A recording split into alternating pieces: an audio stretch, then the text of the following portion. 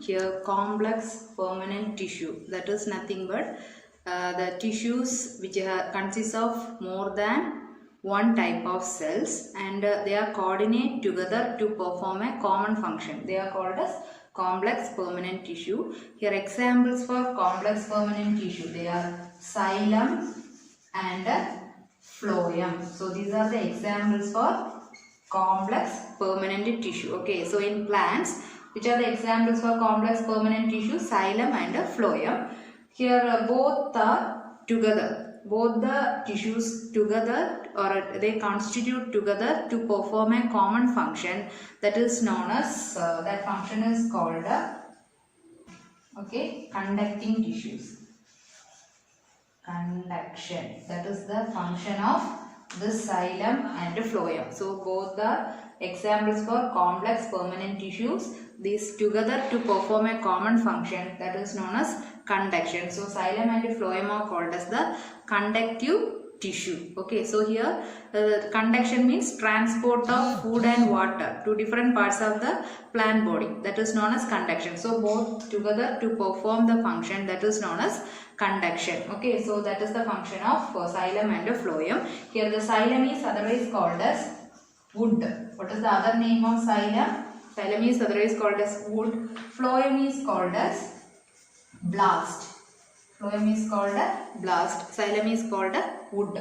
And these together constitute vascular bundle. Okay, the xylem and phloem tissues together constitute vascular bundle, and that vascular bundle is the distinct feature of complex plants. Complex plants in the sense advanced plant. Which one is the distinct feature there? Primitive and advanced type. So we can see the vascular bundle in the advanced type of plants.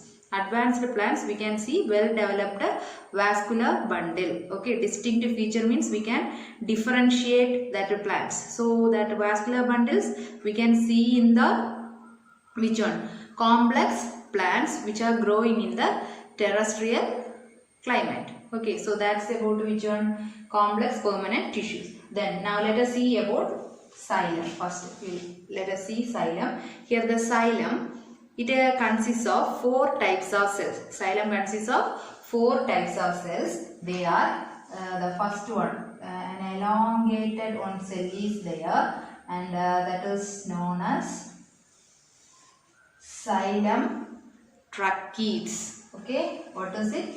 Xylem tracheides. An elongated cell is there, that is called as Xylem tracheides. And in the xylem tracheides, we can see small pits. Small pits are present in the xylem tracheides. Both the ends are tapering. Both the ends are tapering. So this is the structure of tracheides. Okay. Then the second one is Xylem Vessels.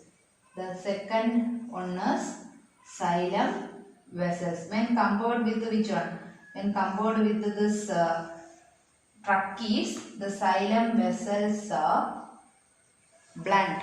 They are blunt, and both the ends are perforated. Both the ends are perforated. You can see pores. Both the ends are perforated. Here it is made up of a single cell.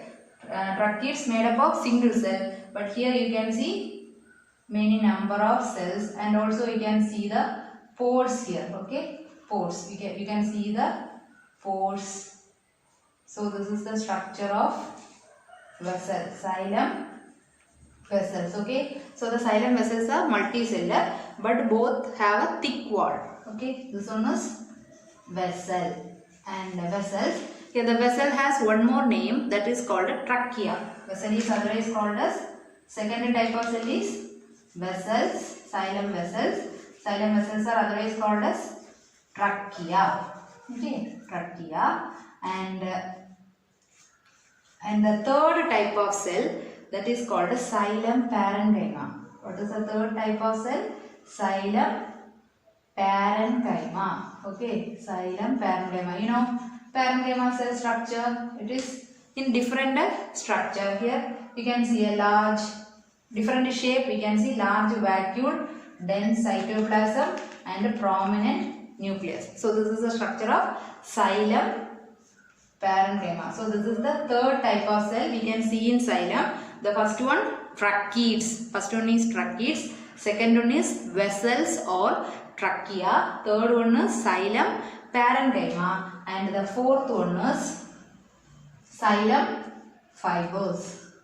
Fourth type is xylem fibers.